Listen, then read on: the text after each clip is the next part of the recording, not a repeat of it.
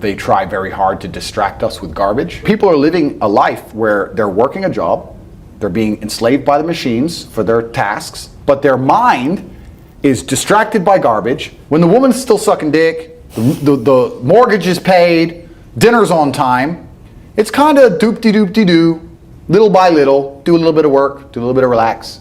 But the big events come from trauma.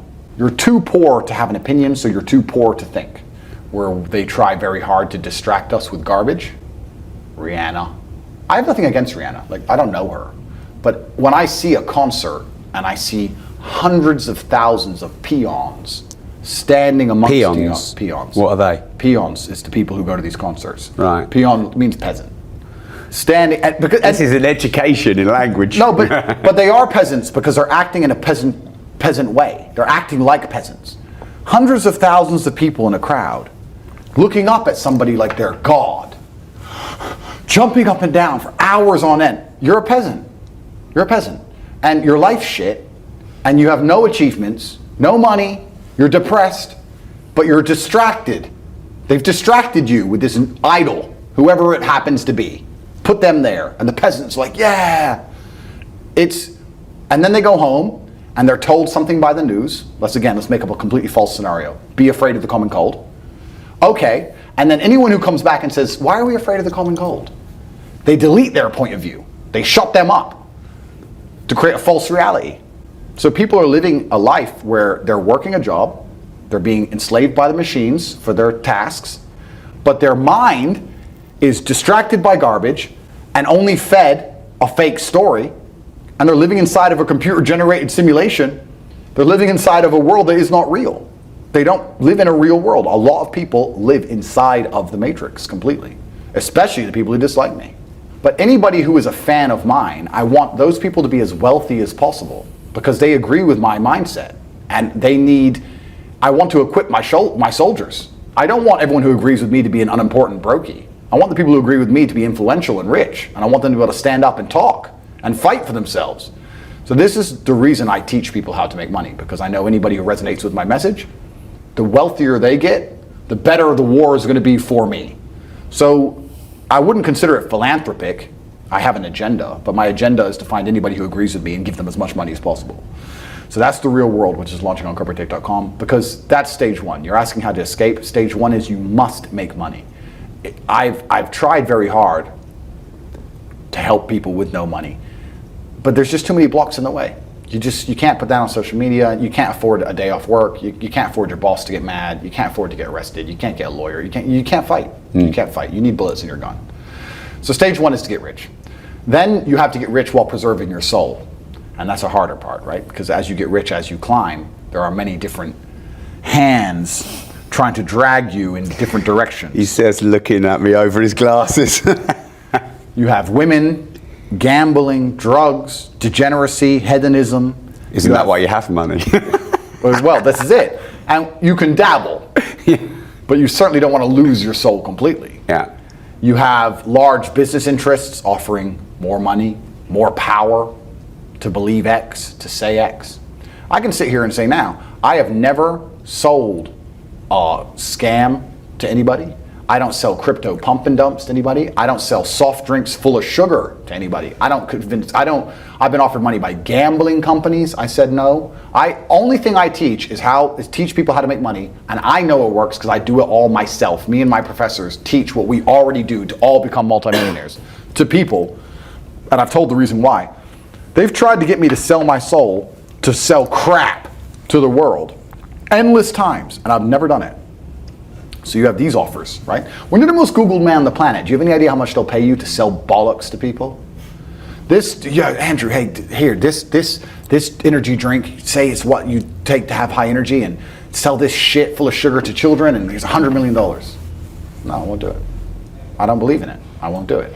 So then you have to keep your moral fiber and stay principled, which is another battle. But if you manage to make money and stay true to your own moral fibers and principles and stay perspicacious, word of the day, keep paying attention to the world and actually keep your eyes open and look around, then you'll naturally escape the matrix. It's natural for the human mind, it's natural human evolution for us to spiritually escape the enslavement. because the enslavement is from man, but our enlightenment is from God.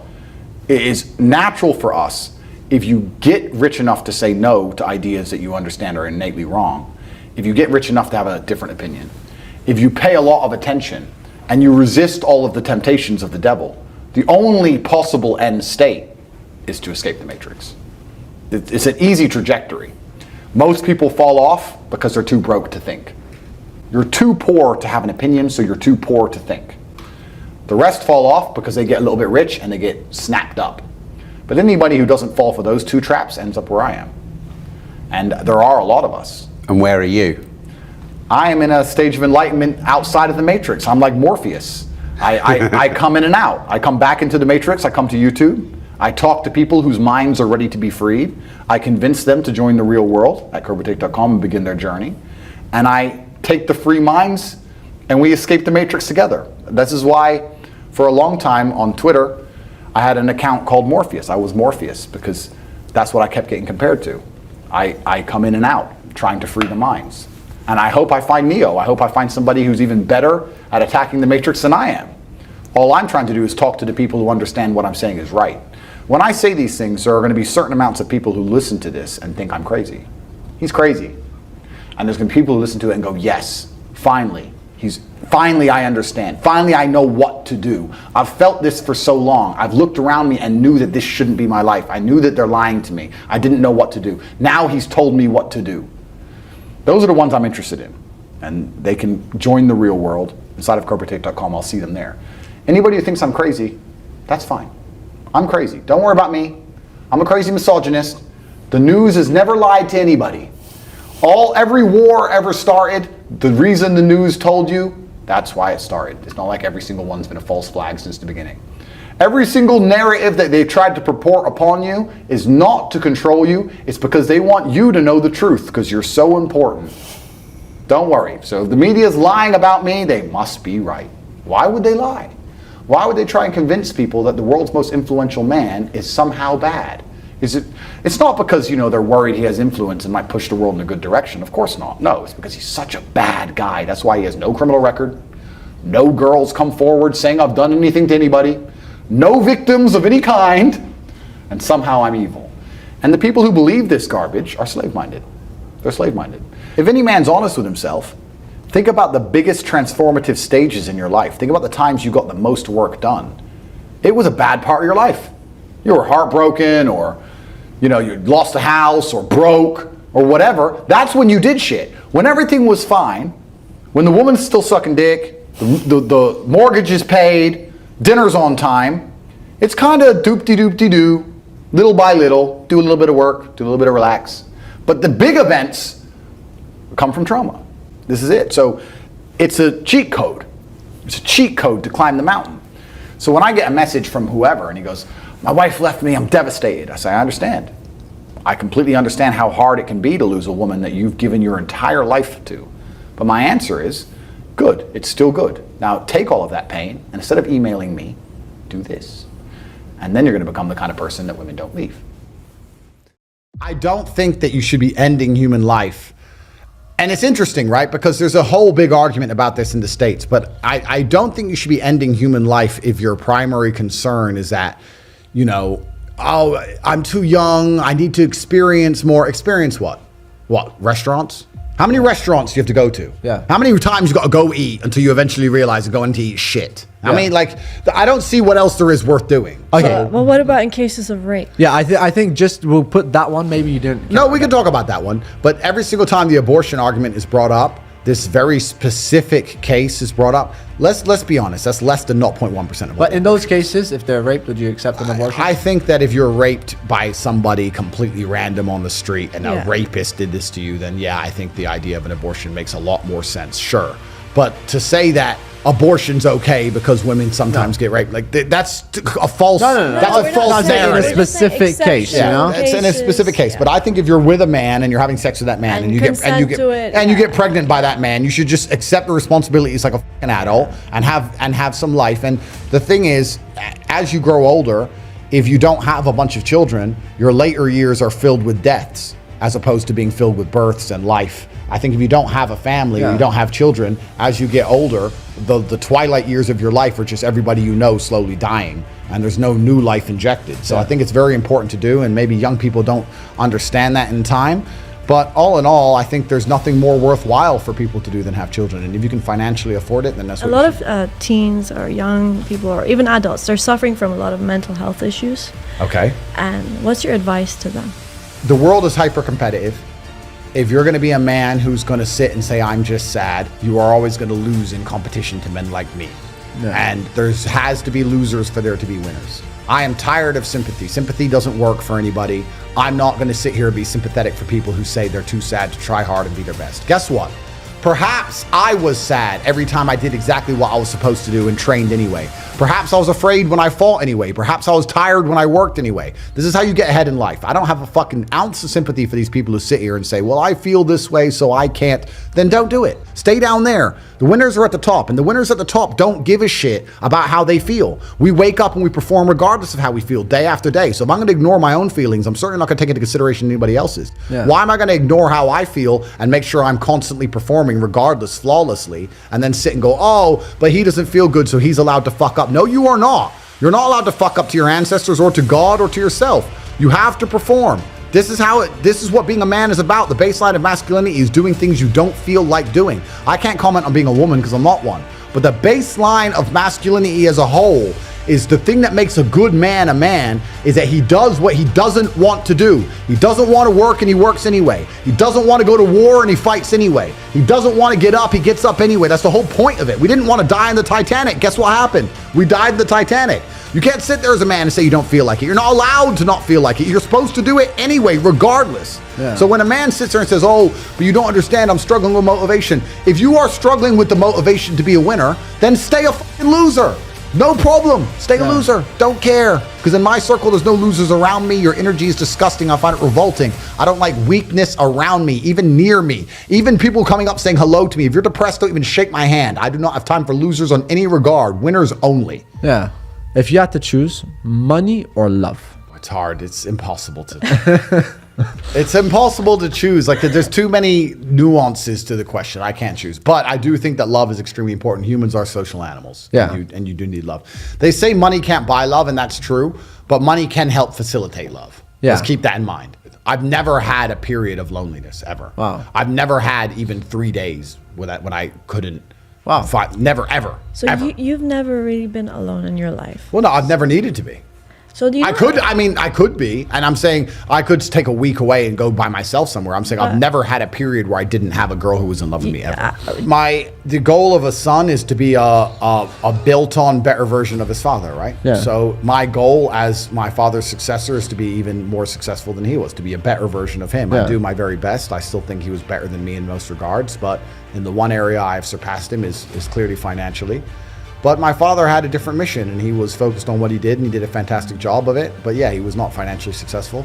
I'm actually glad for that, because I'm glad I was raised completely poor, and I was raised broke poor. I wasn't raised, everyone goes, I was raised poor. No. I was raised completely broke. We were in a homeless hostel, and we changed country, and we were living with a bunch of Kosovan war refugees, and we had a really bad story. But that's been good for me. That was part of the life plan that God made for me. But yeah, my father was not financially successful. I am, and that's actually plaguing me a bit because I don't want my kids to be raised rich. So I have to find a solution for this. Wow, really, son? I'm so proud of you. It was just like, well, duh. It was always very much like that. Yeah, like, you're gonna make it. Hey, Dad, I'm the most Googled man in the world, and I've got hundreds of millions of dollars. Duh, you're Tate. Whatever. Like, it was, his expectations of me, but they weren't in an arrogant way. They were just so ridiculously high. It was just, well, obviously. So I don't think we talk much about the material successes of anything. My father would be happiest knowing that his bloodline is secure and that I exist, and my goal is to have 20 sons, and that's what he'd be happiest to know, and that he's done his job, and to know that I pay respect to him every chance I get, and I mention him as much as possible. And he did a fantastic job with me. The great thing about children is that if you do a good job with them, a truly exceptional job, they allow you to live forever. Because my father is discussed on the biggest podcast in the world repeatedly because of me. No, and I love that. Which is good. I'm such a fantastic person that they discuss my origin, which means my dad is discussed. So if I do a fantastic job with my son, I will be discussed on the biggest podcast of the future, and you get to stay alive forever. So that's going to be the end goal, and I feel that I'm doing him justice and the ancestors justice and the last name justice. In fact, I know I am. Of course, he'd be exceptionally proud, and then he'd probably whoop me at chess, and then he'd go back to wherever he's chilling. So that would be it. That's beautiful. Okay, so the days of easy money are gone. I want to, like, even in the last 2 or 3 years, it was easy money mode. Every idiot you knew was making money. Every clown had made money on a pump. You know, a number of people who thought they were expert crypto traders in the last 3 years. It's so funny. I'm a great crypto trader. Everything went up. It all went up. What do you mean you're a great trader? You could have bought anything. You bought poo dick coin and made money. Of course you're a trader. Like that, all that shit's over, right? So all the easy money's gone. It's all cyclical. So all the amateurs are going to start suffering because now we're entering the realm of the professional, and making money is going to be harder than it's ever been. All the free money's disappearing. You have to become very, very confident and competent. And that's one of the things about the last few years. Anyone who made money in those years, a lot of them didn't learn any lessons. A lot of them didn't learn how to make money. They just got lucky and just picked up a pump or caught some garbage, but they didn't actually learn anything specifically. The best way to make money in the world today certainly has to be something online. I think that making money online gives you absolute freedom of your own geography. It gives you access to the largest possible customer base, and there's 18 different modern wealth creation methods that we teach inside of the real world that will allow people to make money online. So that's going to be a nice, easy plug to go there. But it's interesting. It's an attention economy, and truthfully, without saying too much, you either need to be prepared to get a whole bunch of attention on you, like we're all doing here, or you need to be close to somebody who's doing that, and that's where a lot of the money is flowing nowadays. If you want to get rich, you have to act quickly. You have to do things fast. Speed is rule one. Not enough people understand the importance of speed, because every hour you spend not making money is an hour you're not going to get back. The sooner you turn on the tap to the money, the more money you're going to make. You have to be very, very quick. A lot of people think my life is so interesting, and they think the things I say are so controversial and interesting, and they're 5% of what's in my head. I could say so much more controversial things. I could say things far more abrasively, and I have stories which are far more interesting than the ones anyone's ever heard. And I only tell a very small percent because I have to protect myself and the people I care. I would have the ability to speak and everybody absorb my knowledge and words and understand that I'm ultra intelligent. Fine. No. A basic superpower. We're talking about... I already have the superpower. Here we are. I'm the most Googled man on the planet. It's very hard to not become a billionaire in the world today, I think, if you're truly influential. I'm already a billionaire if I had to have my net worth measured. I genuinely want every single Tate fan, anybody who listens to what I say, to have an improved life. I want their life to be better for listening to me, whether it's in their relationship or whether it's in their physical stature or their financial capability. The idea of a 16-year-old spending their last money on a coin because I said so, and them losing money would bother me at night. And they will lose it. And they will lose. Of course they'll lose. Crypto is, this is what most people don't even understand about the crypto market. It's player versus player. You can only sell it for $10 after buying it for $1 because someone's buying it at $10. Someone is out to lose. So you can't launch a coin and nobody loses. This is why I haven't launched a crypto. I can make $10 billion today if I launched a crypto, but I refuse to do it because people are going to lose under my name. It's all clown world. And then you get to the point where you have to realize, do I need more money or do I want to genuinely be a force for good in the world? And I don't need money. It's the last thing I need. So I'm not going to sell my soul. Logan's obviously a brokey. So he sold his soul like a punk. And now God, then he insulted God, which was great. I didn't see that. He robbed all his fans, and then he sat there and insulted God, and now God's teaching him a lesson. And maybe he's take his atheistic ass and go look in the fucking mirror and understand that there's powers in his universe he doesn't understand. And he can stop being an arrogant piece of shit, and he can apologize to his fans. He can take the last money in his little brokey bank account and refund it like a man would. That's what I'd do if they were insulting me. I'd go and say, look, here's my bank balance. I have this much money. I'm giving it to charity. Guy's a fucking punk. He just wants to continue to talk on podcasts and pretend his fans are going to care about him forever. Nobody respects that man any longer from the day he attacked me. Anybody who attacks me gets fucking wrecked. True Jordy lost every sponsor, got wrecked. Logan got wrecked. I'm divinely protected. These clowns need to just not say my name. So yeah, because they're people without morals. And if you have no morality on a long enough time scale, God will teach you a lesson. They're fucking morally bankrupt individuals. They're just sitting there, anything they can to grab some money from the world, fucking their fans. All the world's money is moving to Dubai. Or at least setting up a second life in Dubai in the event of something going wrong in their host country where they can instantly bounce. And when I say all the world's money, I mean everywhere. All the Russians are going there. Chinese are starting to go there. Everyone I know in Europe with money has got a second home in Dubai. Everyone's setting up because It's designed in a way where you can go, you can spend a few weeks there, you can get your residency, you can become a resident. It's so easy to buy property. There's 0% taxes. They've got banking, which is all legit and the best banking in the world. They've got shopping, they've got everything. It's almost second nature to me. It's not a conscious thing. If I'm awake, I don't see why I wouldn't be doing something constructive. I'm a conscious now. I've woken up. I'm either in the gym or I'm working. What else am I going to do besides turn my brain off in front of Netflix? It's just all clown world to me.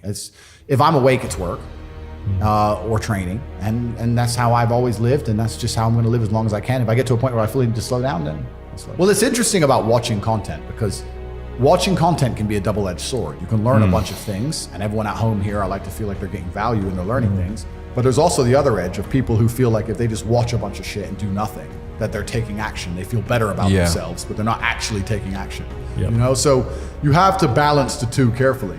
Ultimately, it's going to be action that shapes your world. Ultimately, you're going to have to do something. So if you're watching something, you should be very conscious of what it is. I mean, I've created my reality, absolutely. I've cut out all bullshit in my life. Like, I don't have TikTok installed on my phone, man. So I don't have anything installed on my phone. I don't absorb any bullshit, fucking random entertainment. I don't watch any podcasts of anyone else. Like nothing. I don't need to. I've tried to be very, very efficient with it. But yeah, you have to be careful if you just watch too much content. Like you guys have a website, right? And you teach things. I have a website, I teach things, whatever. If you watch this podcast and you genuinely learn things from it, then you should be on one of the two websites by the time the conversation ends. If you're gonna watch the podcast and go, yeah, they're all pretty smart. Anyway, then you've wasted your time. If you're going to watch something, it needs to either tell you what to do or inspire you to take action. If you're not going to take action, you're going to fail. That's the reality. I said that I don't read books, and I'm very anti-reading, and it upset a whole bunch of people. My problem with reading is not that there's not good information there. It's too slow. It feels slow. I'm with him. It feels slow. I just feel like I don't have read a bit faster. Yeah, perhaps. I don't have the hours. I'm now at the point where I will hand the book to my PA and say, give me a 2-minute surmise, you read it. Like for me, that's just where I am.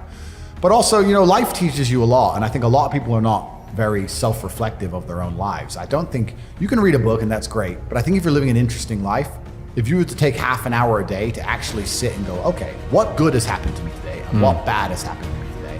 Why have those things happened? And how can I prevent them from happening again? Most people don't, that kind of crap doesn't even cross their minds. Like every day I will sit at the end of the day and go, what bad has happened to me?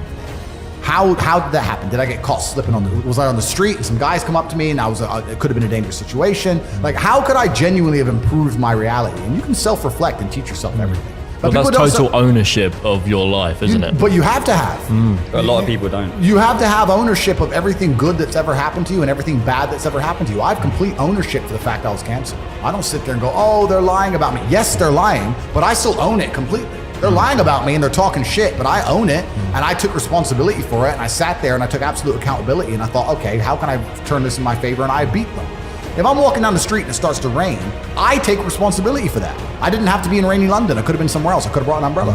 Could have took a car. I am responsible for getting wet in the rain. And there's people out here who just don't take any responsibility for their own actions, let alone the weather. If you take complete self-accountability and you self-reflect, it's raining, I'm unlucky. You got told. No, but that's what they'll say. I got wet because it rained, not my fault. Whereas I'll say I got wet because I did not prepare for the rain. And life is a value exchange. Every friendship, every relationship, every business relationship, there has to be an exchange of value.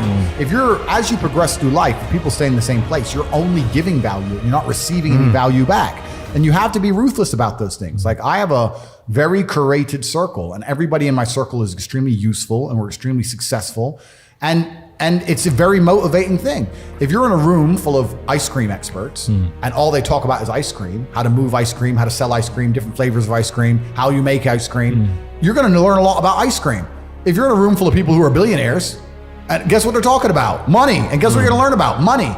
I don't sit and have pointless conversations with people. I don't even know what people are talking about. If me and my friends meet, we end up talking about the earth and how it can pay us. That's what we talk about. And that's how we manage to make a bunch of money. So you have to be ruthless with your circle. And for people out there who understand this, a lot of people say they understand it, but they genuinely don't. But if you do, and you are trying to progress your circle, you need to find a way to provide value. You need to either join networks like my one on corporative.com, or you need to find a way to provide value. I'll give you an example. In Romania, I was driving and I went to a town called Cluj. It's a very small town. I went in a nice car and a kid came up to me and he said, I run the car spotting page and we take pictures of the Ferraris and Lamborghinis. Can I take a picture? I said, yeah, sure. And anyway, he took a picture of it and then he gave me his business card and he said, I just want you to know, I don't even like cars.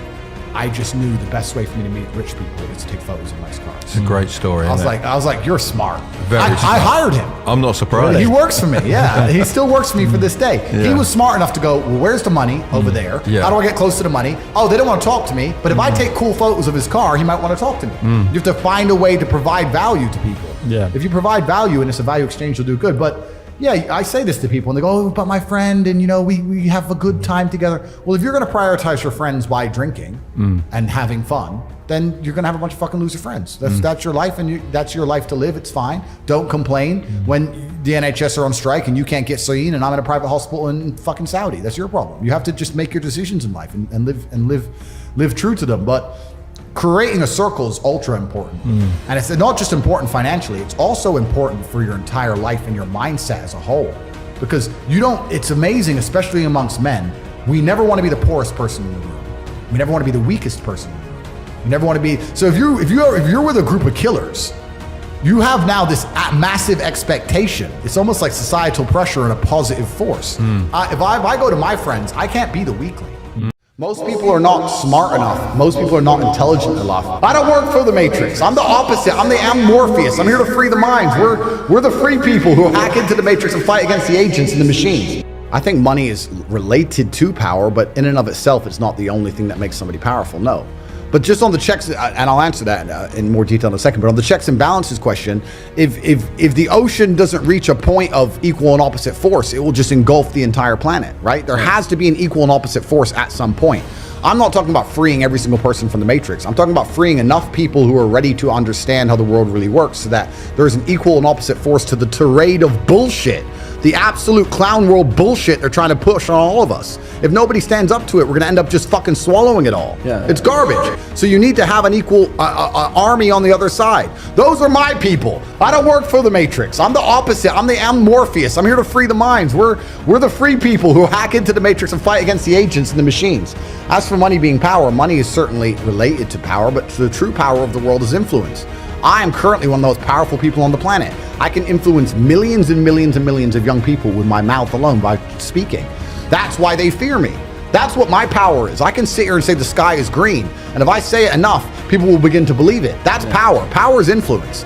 And every single thing that's happening in the world today, whether it's a pitched battle in Ukraine and Russia, whether it's the garbage they put on the news, whether it's the video you watch on YouTube, all of it is done with the goal of exerting influence on your mind. They're trying to control what you think. They're trying to control why you think it, why you believe it. They're trying to convince you that they haven't even put propaganda into your mind. And it's all a battle for influence. That's all this has ever been. Yeah. It's all been a battle for influence. So me having mass influence is a threat to them because they can sit there and say, you need your 8th booster jab. Yeah. And I can say that's bullshit.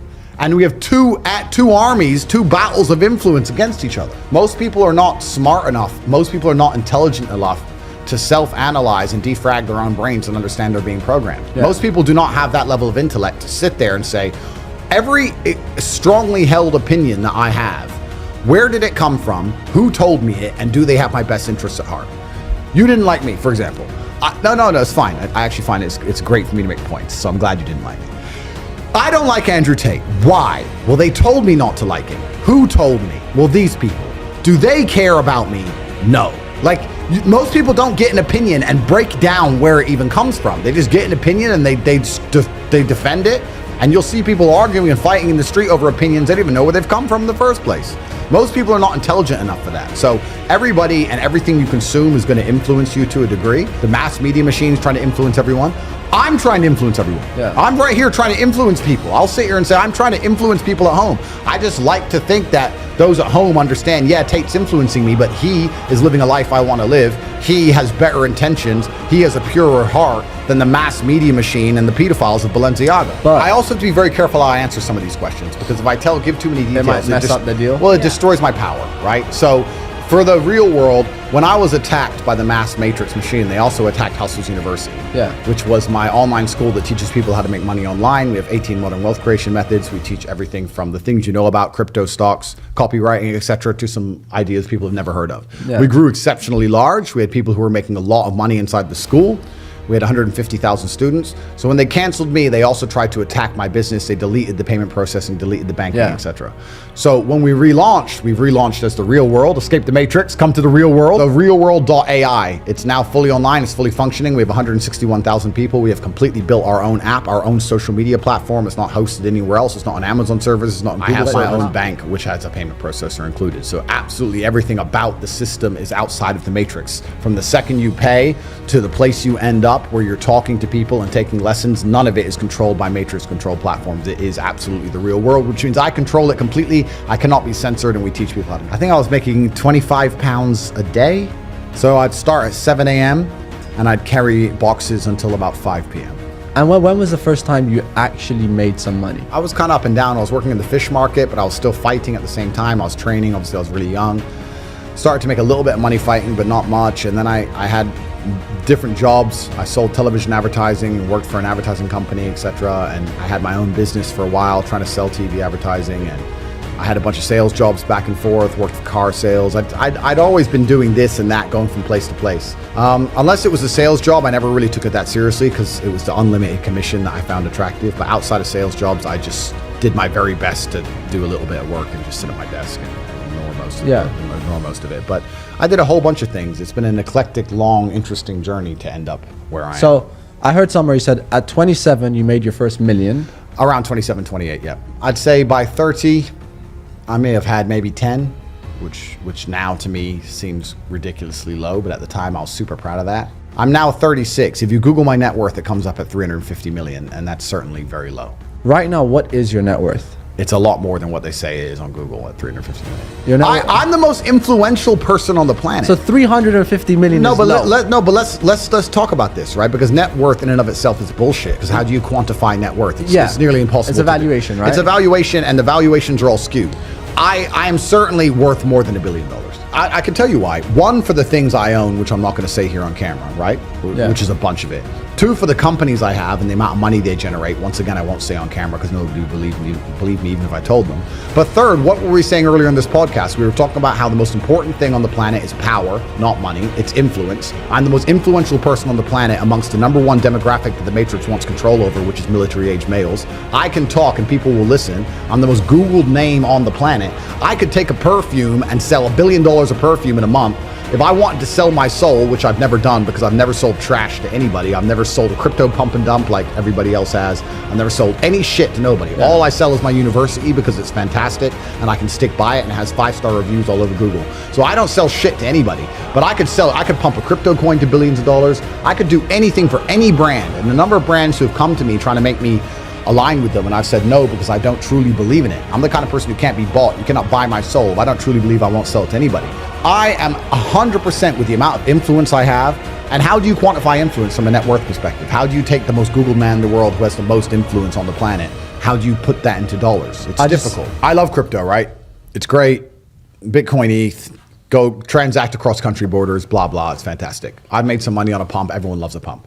The problem with crypto is that it's player versus player. Yeah. A lot of people don't understand this about crypto. And it's actually very funny because when people launch these crypto coins, they get these Telegram groups and they get these communities. And you go into community and everyone in the community is like, yeah, we're all going to make it together. Da-da. And I look at these communities, I'm like, no, those are your competitors. Those people are who's going to buy it when you sell it for more than you bought it for. Yeah. Like, you're all against each other. So they try this community crap so the person at the top can just dump on them. The truth is about crypto is it's player versus player. If I buy a coin for $1, the only reason I can sell it for $10 is because someone else buys it for 10. Yeah. It can't go up forever. The guy who buys it at 10 is going to lose eventually. So if I launch a crypto coin, I have to understand that a percentage of the people who buy it, a percentage of my fans are going to lose money in my name.